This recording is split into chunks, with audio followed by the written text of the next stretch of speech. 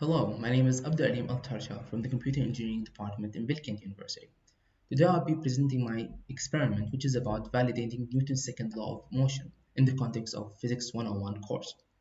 This will be done by dropping three different masses cylinders from the top of an inclined plane and measure the time taken by each one of those masses to reach the end of the inclined plane. Then I will calculate the acceleration, and the experiment is going to conclude that all three masses will take the exact same acceleration from the top to the bottom of the plane. Calculated the time by taking the sum of time divided by the number of trials, which results in 1.3 seconds. The experimental acceleration is equals to 2 multiplied by the distance divided by the time squared, which is equals to 1.42 meter per second squared. The theoretical acceleration is equals to the gravitational acceleration multiplied by sine theta, which is equals to 1.53 meter per second squared. We can see that both accelerations are not quite the same, and this happens because of certain errors happening during the experiment and the calculations of the experiment. Some of them are due to precision and accuracy of the measurements, and others are due to factors such as the friction force and air resistance.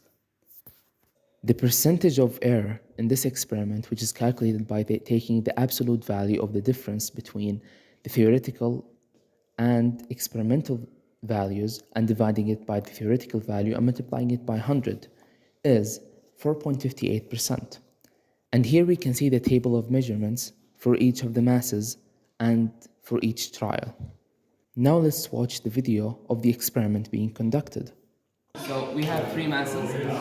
That's the first mass, 319 grams.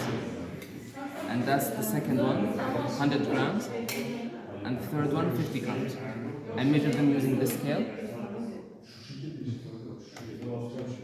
So I'm gonna drop these cylinders together and see how they're gonna fall at the same time at the end of the incline. So I'm gonna set the experiment up. 3, 2, 1.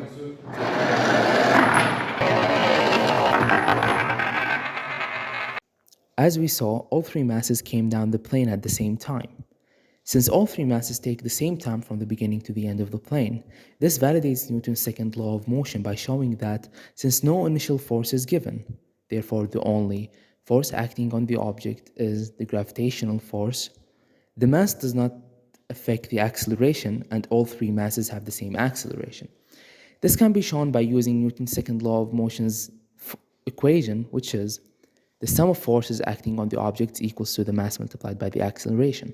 We can derive from this equation that g multiplied by sine theta is equals to 2 multiplied by d divided by time squared.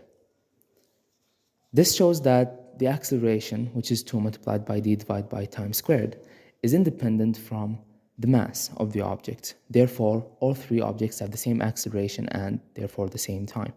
Thanks for listening and have a good day.